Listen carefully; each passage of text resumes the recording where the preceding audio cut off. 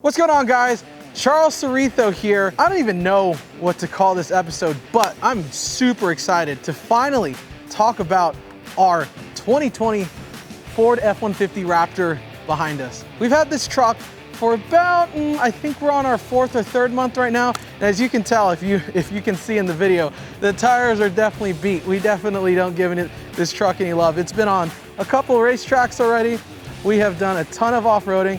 But why I want to film this video, guys, more importantly, is because this thing's about to look 1,000% different. It is 100,000% bone stock. I've put Multool 8100 in it, and I've done windshield wiper fluid, and that's it, guys. Right now, it's got about 17,000 miles. We do drive this truck a lot. So let's talk about what's getting done to it.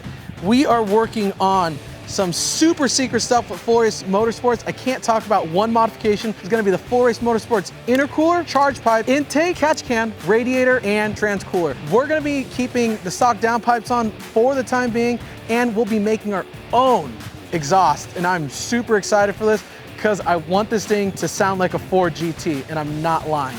I want to get some super sick backfires. We're going to be working with Ryan Martin using the Cobb access port. Also, to go over the exterior of this Raptor, here is a render of what it's going to look like. We're going to be running a couple different wheels. We're going to be running Venom Rex 602s and Venom Rex 604s. They are 20-inch wheels. We are going to do 37s because I do want that aggressive look. A slew of carbon fiber parts are gonna be on this truck. You guys know I love carbon fiber. We'll be using the Anderson Composites rear fender flare, front fenders, the hood. The front fenders are an integrated wide body. We'll be using Addictive Desert Designs front bumper, and we're going with the Rock Fighter with a ton of Baja design options. I'm gonna do the amber and white combo. I think that's gonna look absolutely sick. The rear bumper is gonna be the ADD, I believe it's called the Honey Badger rear bumper. Again, more Baja designs, gonna use the cubes, and then a 10-inch light in the rear,